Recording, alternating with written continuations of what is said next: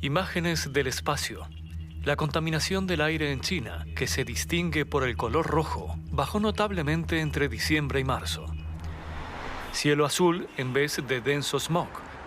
Gracias al cierre de fábricas, el freno en centrales eléctricas y menos autos, los habitantes de Pekín disfrutan aires primaverales mucho más puros. También en Europa ha mejorado el aire. Según el think tank Agora, dependiendo de la duración de la crisis, Alemania podría generar un 40% menos de gases efecto invernadero respecto al año pasado.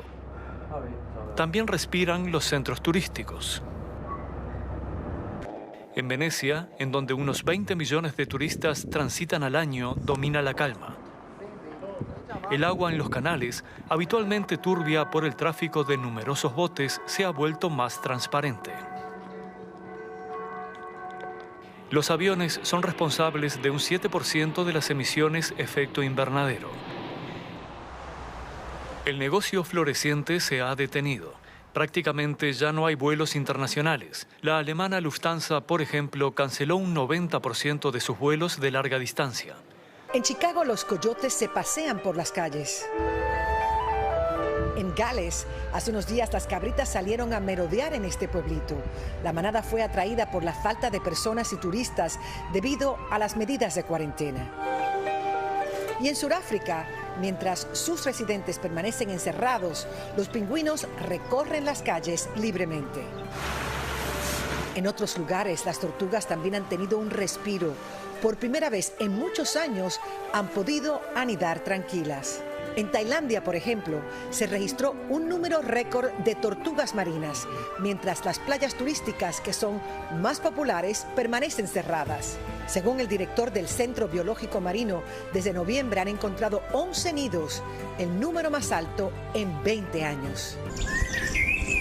Mientras los humanos estamos en casa, la naturaleza respira. La vida silvestre alrededor del planeta disfruta libremente en ciudades y regiones normalmente llenas de personas.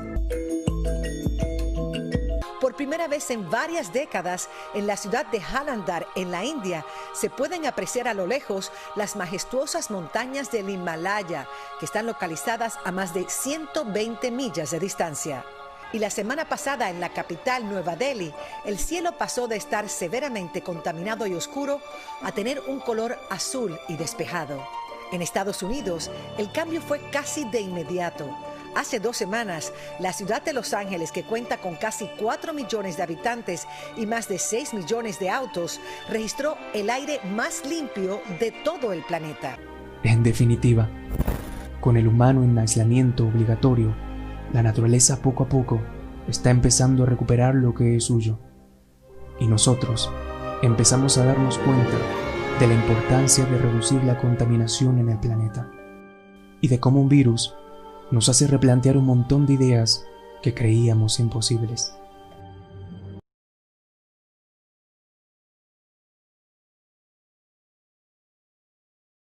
La estructura del texto narrativo está compuesta por 3 partes: la introducción, el nudo y el desenlace. La introducción o planteamiento sirve para introducir los personajes. Nos presenta una situación inicial, un conflicto que les sucede a los personajes en un tiempo y en un lugar determinado. Una joven soñó una noche que caminaba por un extraño sendero campesino, que ascendía por una colina boscosa cuya cima estaba coronada por una hermosa casita blanca. Llamó a la puerta de la casa, que finalmente fue abierta por un hombre muy anciano. El nudo o conflicto. Aquí se desarrollan los acontecimientos planteados en la introducción. Los personajes se ven envueltos en el conflicto y actúan en función del objetivo que persiguen. Pocas semanas más tarde, la joven se dirigía en automóvil a una fiesta. Allí, a la derecha del camino, estaba el sendero campesino de su sueño. Echó a andar por el sendero. El mismo anciano del sueño respondía a su impaciente llamado. «Dígame», dijo ella, «¿se vende esta casa?». El desenlace o solución de la situación planteada. En esta parte del relato se resuelve el conflicto planteado inicialmente. Puede tener un final feliz o trágico, positivo o negativo. Un fantasma, repitió la muchacha. Santo Dios, ¿y quién es? Usted, dijo el anciano, y cerró suavemente la puerta.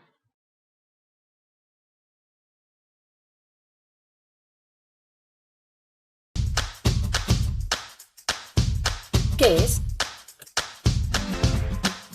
La expresión corporal es un proceso de exteriorización de la personalidad a través de un cuerpo en movimiento, de forma consciente.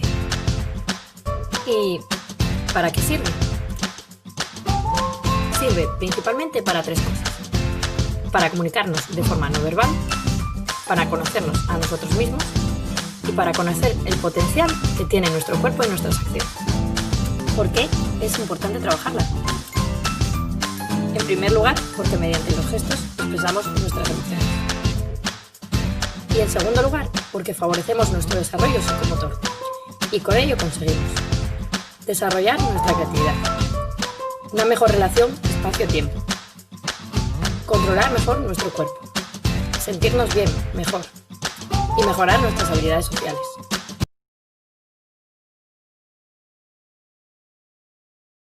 Demos por libreto ese trabajo escrito que se utiliza como guía para los actores de una obra cinematográfica o teatral. El libreto suele estar compuesto por el diálogo que tales actores tienen que repetir e interpretar y, además, de indicaciones sobre posiciones en el espacio en que actúan, sentado a una silla, movimientos, entra en la sala, o información sobre el escenario, ambiente y así sucesivamente. Estas indicaciones que no son parte del diálogo no son leídas o interpretadas, simplemente sirven para facilitar la creación de la escena. Un libreto es un formato de texto que expone el contenido de una obra de teatro, que indica los detalles literarios y técnicos que se deben tener en cuenta a la hora de poner una obra de teatro en escena.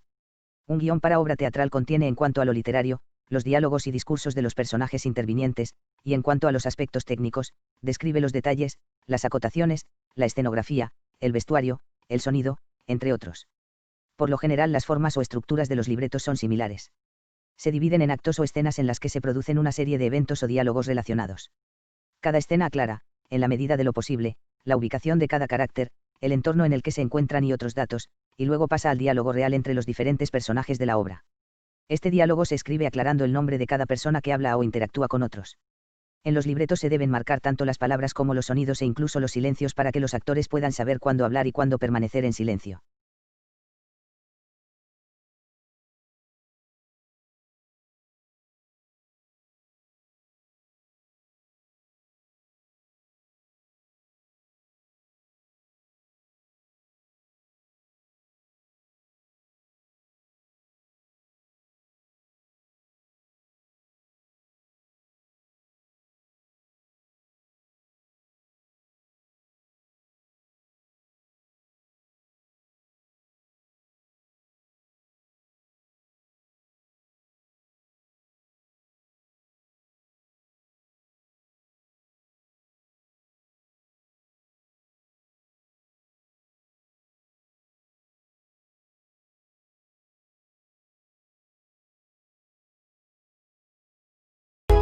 Narrar es simplemente contar hechos del pasado, ya sean reales o ficticios. Podemos narrar oralmente utilizando nuestras propias palabras, o bien podemos crear textos narrativos como pueden ser leyendas, fábulas, cuentos, novelas, historietas, textos, chistes, biografía, etc. Características de los textos narrativos. 1. Todo lo que se cuenta ocurre en el pasado. Se trata de dejar en claro que todos los hechos que se cuentan en las narraciones ocurrieron antes del momento en que se cuentan, o sea, en el pasado. En los textos, ese tiempo pasado puede ser preciso. Por ejemplo, los soldados romanos en el 753 a.C. o las cruzadas en el año 1629. Todo dependerá del tipo de texto. 2. Todo ocurre en un espacio determinado. Las narraciones intentan que quienes las escuchan o leen imaginen estar ahí. Por eso, describen un espacio que es el lugar o los lugares en que ocurren los hechos. En un texto narrativo se puede nombrar uno o varios espacios. Todo dependerá de qué tan largo sea el texto. 3. En cada hecho narrado están involucrados los personajes. En general, se habla de un personaje principal y una cantidad ilimitada de personajes secundarios. El personaje principal es quien realiza las principales acciones de la historia. Es fácil distinguirlo porque sin él la historia no tendría sentido. Los personajes secundarios aparecen en diferentes momentos de la narración y pueden o no cumplir funciones importantes para que la historia avance. 4. Todos los hechos de una narración ocurren en una secuencia temporal. Son resultados de un hecho anterior conformando un orden. Ese orden también es llamado secuencia narrativa. Ese momento por la noche tan especial que sirve tanto para crear una bonita unión, sirve para que ellos aumenten su vocabulario, sirve para que aumente la imaginación, para mejorar la inteligencia emocional, para un montón de cosas. Así que hoy he pensado en dejaros unas cuantas ideas para contar mejores y más bonitos cuentos. Empezando por la riqueza del vocabulario.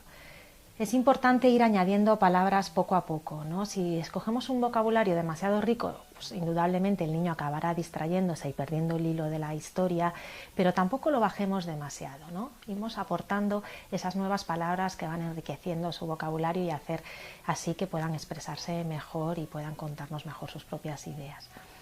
También es interesante alternar entre fantasía y realidad, tanto para los personajes, que un día pueden ser inventados, no sé, el robonejo, mitad robot, mitad conejo, y otro día pueden ser de verdad. A mis hijas les encantan historias, por ejemplo, hace poco hablábamos de Julia Child, ¿no? La niña que decidió vivir en la cima de un árbol para que no lo cortaran. También la historia en sí, a veces puede ser inventada y otras veces puede ser pues una anécdota de nuestra infancia o algo que le ha sucedido a los abuelos, ¿no? Mejor leer un bonito libro que contar una historia sin entusiasmo. Al final en el cuento es fundamental poner vocecitas, modular los tonos, así que pues nada, sin castigarnos, no pasa nada, leemos un bonito libro y al día siguiente lo intentamos. Deja que sean ellos también los que aportan a la historia, ¿no? De repente el pirata abrió un arcón y dentro había, y que sean ellos los que escogen, porque al final ya lo sabemos, nada le gusta más a los niños que sentirse protagonistas, y para nosotros puede ser una manera de ir descubriendo qué es lo que les gusta, qué es lo que les llama la atención. Y luego otra cosa que a nosotros nos encanta es tener algún soporte que pueda ayudar al inicio de la historia. A veces recortamos palabras y las juntamos en un bote y entonces sacamos una palabra clave esa noche y en función de esa palabra, alrededor de ella vamos construyendo la historia. Y otras veces utilizamos cosas como estas, ¿no? Esas pequeñas cajas de cartas que tienen imágenes muy bonitas, sin ningún tipo de texto y que pueden servir para hacer el empiece del cuento. Estoy segura de que tenéis alguna de estas por ahí o que podéis construirla vosotros con recortes de revistas o encontrarlas en alguna librería. Nada